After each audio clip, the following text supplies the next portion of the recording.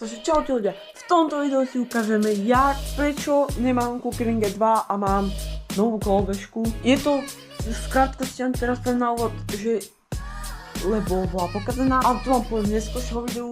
Ak sa vám takéto videa budú ľúbiť, nezabudnite like, odber a idem rovno na to. Takže tu máme, teraz mám Xiaomi 4 Ultra, budem ju mať iba na chvíľu. Display aspoň. Smerovky kokos. Ale to je jedno, mám ju z toho dôvodu, pretože chcem teraz vyskúšať niečo iné. Ale kúpil som si ju len tak, že najskôr, že vyhovoril mi, lebo proste je pomala strašne. Keby niekto chcel takúto kolobežku tak ju moc neodporúčam, keď je niekto skúpený na toto. Ale to je jedno.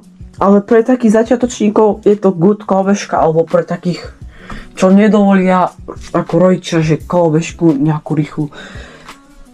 Preto by som, alebo pre nejakých z takých starších ľudí by som toto odporúčal. Prečo som vlastne pral tú G2?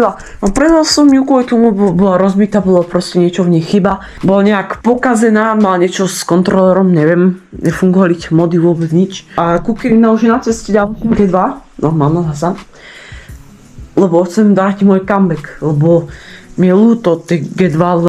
Ale už je objednaná, ale neviem, či ste natočí video, pretože idem do Egypta a kolobežka mala prísť pohodne dneska alebo zajtra.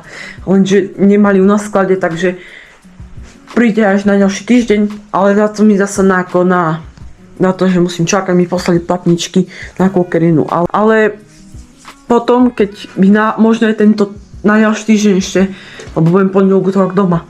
Takže možno stihnem to ešte natočiť. Neviem, či príde dovtedy. Možno nie, možno áno. Neviem. Ale bol by som rád, keby to prišlo takto. Lebo ja už sa chcem ako vozil, lebo ja sa už je skoro polovica prázdnin a ja sa stále nudím.